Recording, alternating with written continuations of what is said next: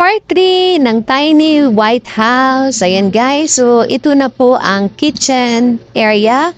So nakikita nyo, maliit lang po siya, pero sa kanyang kulay guys is napalawak niya ang kanilang kitchen. So ang ganda po ng mga cabinets.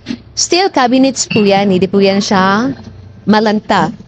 Yan, so kahit sa baba sa yan guys, hindi yan siya malanta. Pero itong sa baba na cabinet guys, installed cabinets is plywood lang po yan siya. So, iwas-iwas din kapag mabasa, kailangan talaga napunasan. So, ito yung backyard extensions guys. Kapag na-extend mo na, so pwede mo siyang gawan ng laundry area at saka kitchen. Pero yung iba, yung ginagawa nila is for kitchens only. Wala silang laundry area. Grabe, ang liit lang talaga ng space na ito. 1.5 meters lang. Pero nagawan nila at na-maximize nila ang kusina nila. At ang ganda pa. Dito sa right side, sa likod ng toilet and bath is, ang nilagay nila is ref. Then, dito naman sa kabilang side is nilagyan nila ng laundry area. Mas maganda talaga kapag may laundry area. And double purpose po ang laundry area nila kasi kung gusto mong mag-reels dyan, pwede ka dyan sa laundry guys. Kasi nakasarado naman yan, may bintana naman dyan na pwede siya na i-open close. Dyan ka magsugba og mga isda, mga karni guys. And yung hangin, ay yung usok is mapupunta yan sa taas kasi may ventilation ang laundry nila. Ayan o, labas-pasok yung hangin dyan.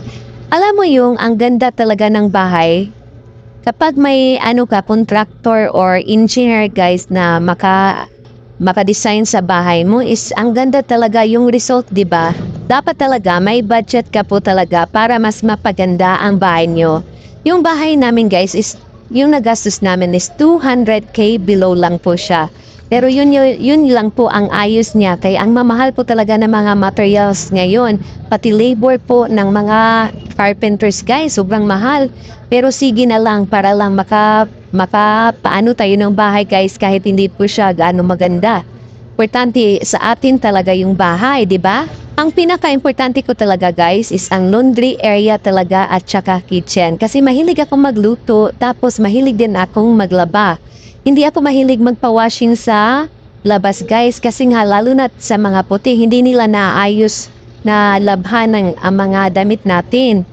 Pero tayo talaga, feel talaga natin na ang linis-linis ng ating mga nilabhan, di ba? Pero yung iba naman, dahil nga sa liit ng lot dito sa Lumina Homes, guys, yung iba hindi na naglagay ng laundry area kasi nagpapawashing na lang sila sa labas. Tapos sinagad nila lahat ng kitchen, guys. At nasa sa inyo naman din yun kung ano yung masusunod sa inyo na decision. Kasi nga, much better talaga na maka-decide kayo na mabuti kung ano yung ilagay or ano yung interior designs ng inyo.